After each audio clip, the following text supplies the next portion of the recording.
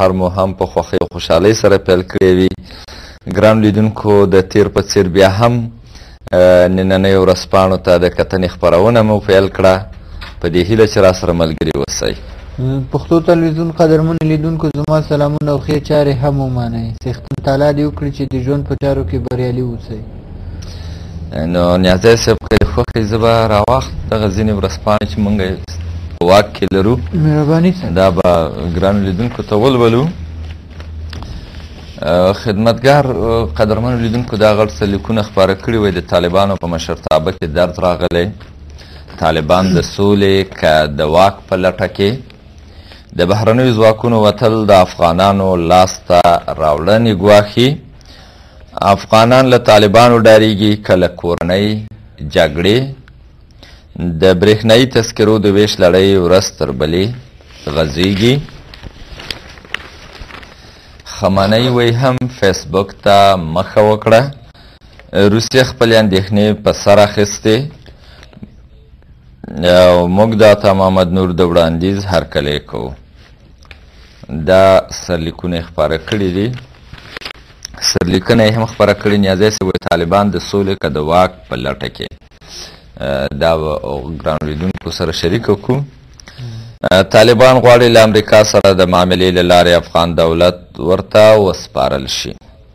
طالبانو تېره ورځ د افغانستان لپاره د ملګرو ملتو ادارې یا یونیما د سولې په اړه د بین الافغاني خبرو هغه وړاندیز په کلکه رد کړ چې ویل یې د طالبانو په ګډون مختلفې ډلې به پکې برخه واخلي. د طالبانو په خبرپاڼه کې راغلي چې اسلامي امارت به کله هم د کابل ادارې د دعوت انتظار ونه باسي او نه به هم په هغه غونډه کې ګډون وکړي چې په کابل کې به دایریږي. طالبانو تر اوسه یوازې په قطر کې له امریکا سره د خبرو پخلی کړی دی او نن دوه استازي په پاریس کې د سولې د عالي شورا او د دولت د اپوزیسیون له استازو سره په یوه سمپوزیم کې برخه اخلي. خو جمهور رئیس کرزي پرون د آلمان له جمهور رئیس سره په ار کې په یوې خبري غونډه کې له سوله غوښتونکو طالبانو غوښتل چې د هغو طالبانو د تخریبي اعمالو مخه ونیسي چې د بهرنیو کړیو لخوا دیکتي کیږي. د جمهور رئیس له دې څرګندونو داسې ښکاري چې د افغان دولت او طالبانو د کومې ډلې ترمنځ د سولې تفاهم وجود لري چې له دې ډلې د طالبانو د نورو ډلو د تخریبي اعمالو د مخنیوي غوښتنه کوي. کېدای شي د پاکستان په منځګړیتوب د طالبانو کومه ډله له افغان دولت سره په تفاهم کې وي. نوي ریپورټونه دا وایي چې د پاکستان لخوا په طالبانو کې د نویو بدلونونو لپاره د ملا عمر ډله شاته وهل کیږي او پر ځای نوي کسان ګمارل کیږي. د ملا عمر ډلې له ناچارۍ د سولې د قطر پروسې ته مخه کړې چې څو له سولې د پاکستان لاس قطوي او وکولی شي له امریکا سره په نیغو خبرو کې زیات امتیازات لاسته راوړي او یا هم د امنیت او سولې د تضمینونو په ورکولو سره له امریکا د افغان دولت واګې وغواړي.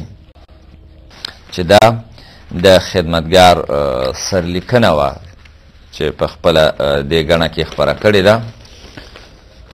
امام ګرانو لیدونکو ته ولوسته. نیازی صاحب مهرباني که تاسې سره څه وي. سالک صاحب له ما سره شهادت ونیزه ده چې د هغې د غټ مطالب زه قدرمنو لیدونکو ته ولولم. د ملګرو ملتونو پر افغان طالبان د بندیزونو تګلاره نوې کړه. د افغانستان په اړه د نړیوال بانک خوشبیني او اندېښنې. د ملګرو ملتونو د بندیزونو په لیست کې دا مهال 132 کسان او 4 سازمانونه شامل دي. د طالب مشران لپاره د سفر اسانتیاوې به له بهرنیو پوځیانو سره چې په 2014 کال کې له افغانستان وځي د پخلاینې امکان برابر کړي.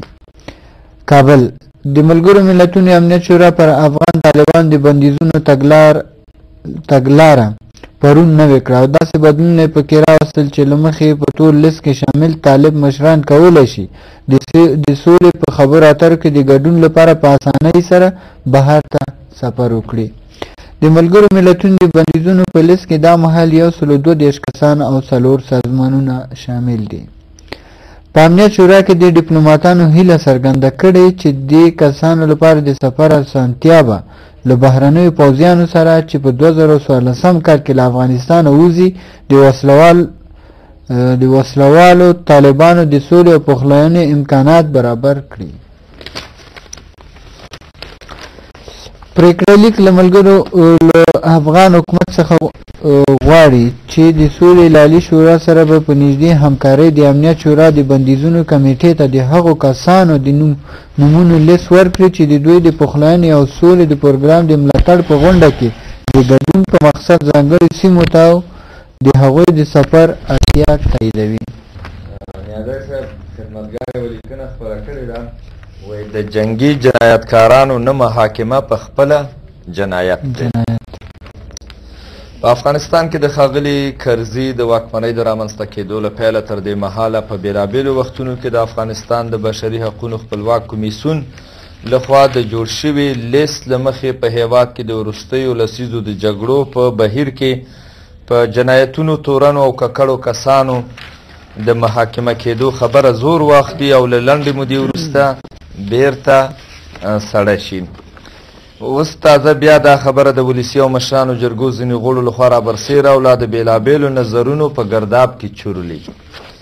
ځینې د بشري حقونو د کمیسیون د ریپورټ خپرول اړین بولي او ځینې نور یې په هیواد کې د ناوړو شرایطو په پلمه له ملي مصلحته لرې او له وخته وړاندې بولي. موږ ټول د دې حقیقت عیني شاهدان یو چې د ښاغلي کرزي د واکمنۍ د پیل په شپو ورځو کې ډېر ستر جنګي جنایتکاران د محاکمې له ویرې ګاونډیو او نورو بهرنیو هیوادونو ته تښتېدلي وو او آن هلته هم په ویره کې وو، خو کله چې یې د ځانونو پر وړاندې د حکومت کمزوری دریځ او له ځانه د حکومت ویره درک کړه، بیرته په ډېر غرور هیواد ته راستانه شول او آن د حکومت په ډېرو لوړو او حساسو چوکیو کې ورته دنده ورکړل شوه. کېدای شي د دغو جنایتکارانو د نه محاکمې تر شا پر دولت د بهرنیو هیوادونو په ځانګړي ډول امریکا فشار هم وي،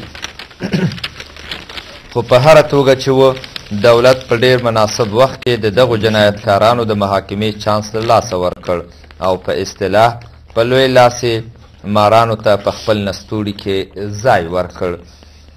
اوس چې د نړۍ ډېر ستر هیوادونه او نړیوال بېلابېل سازمانونه د افغانستان د حکومت ملاتړي دي، حکومت ته ښایي چې د دغو جنایتکارانو د محاکمې چانس له لاسه ورنه کړي.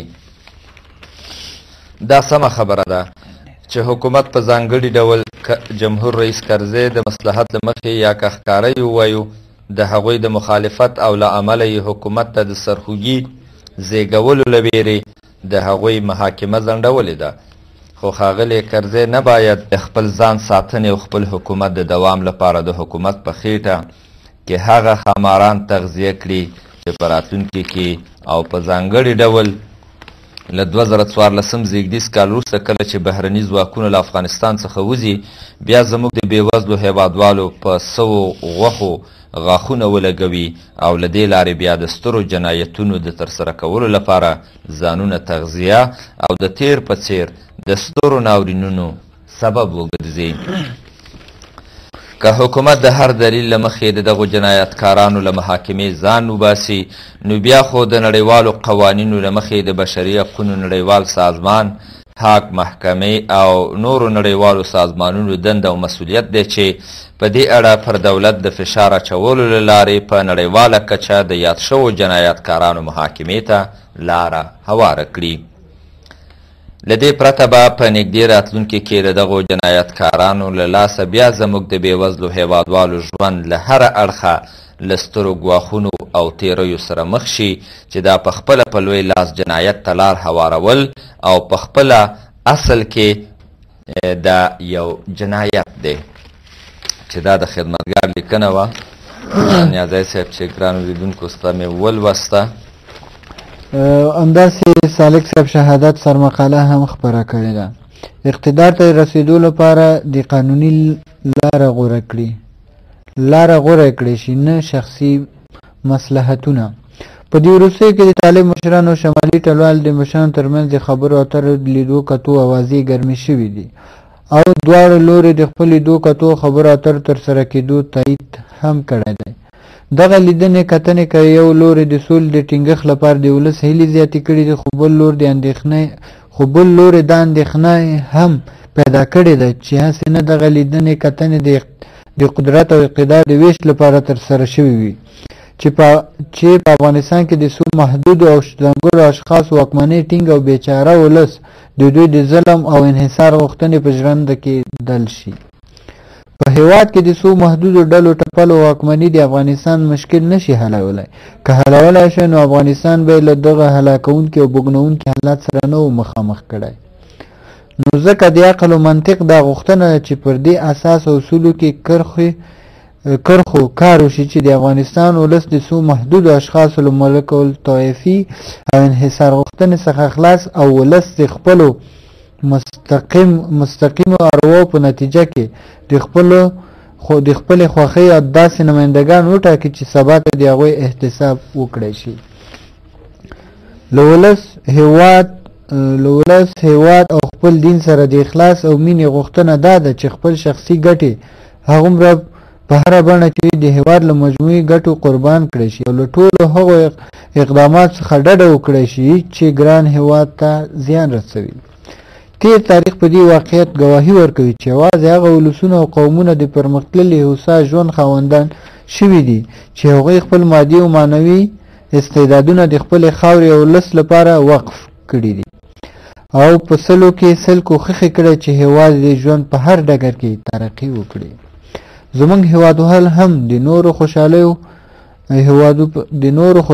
هېوادونو په څېر د امن ترقي هوسا ژوند له نعمت نه بې برخې کېدلی شي برخمن کېدلی شي، خو هله چې زموږ مشران هم خپل سر مال او ټول قابلیتونه د هېواد د هوساینې لپاره وقف کړي. که څه هم زموږ هېواد د زیاتو مشرانو له خپل هېواد ولس سره د مینې او خدمت دعوې له هر چا زیاتې دي، خو په حقیقت کې د خپلې دعوې د اثبات لپاره یو ګام هم چېرته نه دی اوچت کړی. د اخلاص او مینې ثمره ډېره ښکاره خوږه او محسوسه وي، خو له بده مرغه تر اوسه زموږ د مشرانو د اخلاص او مینې ثمره په سترګو نه لیدل کېږي. که زموږ مشران واقعا د افغانستان د ستونزې تلپاتې حل او هغه د ترقي او خوشحالي په لور بیول غواړي، نو د دې پر ځای څو مشران په خپلو کې سره د خپلو ګټو د تامین لپاره په جرګه شي، ښه به دا وي چې د افغانستان د دایمي ګټو او د ولس د ارامۍ او هوسا ژوند د تامینولو لپاره ټول مشران په یو چوکاټ کې راغونډ شي او له هر څه نه وړاندې اقتدار ته رسیدو لپاره په ګډه او په یو خوله د قانوني او اساسي اصل ومني چې هر څوک اقتدار ته رسیدل غواړي هغه باید د خپل ولس رایو ته رجوع وکړي او د هغوی انتخاب د په سر سترګو ومني. موږ به دې حقیقت ته غاړه کېږدو چې تر څو پورې د ملت رایو انتخاب ته په درنښت ونه کتل شي او د حکومت د منتخب کولو واک او اختیار هغوی ته ورکړل نشي، په افغانستان کې تلپاتې امن راتلی شي او نه هم استحکام، بلکې د پخوا په څېر به د هېواد په ګوګو کې جګړې لمبې پورته کېږي او دا جنګ ځپلی ولس به د څو خودغرضو او خودخواه عناصرو د اقتدار د کشمکش په میچنه کې دل کېږي. الله دې نه کړي.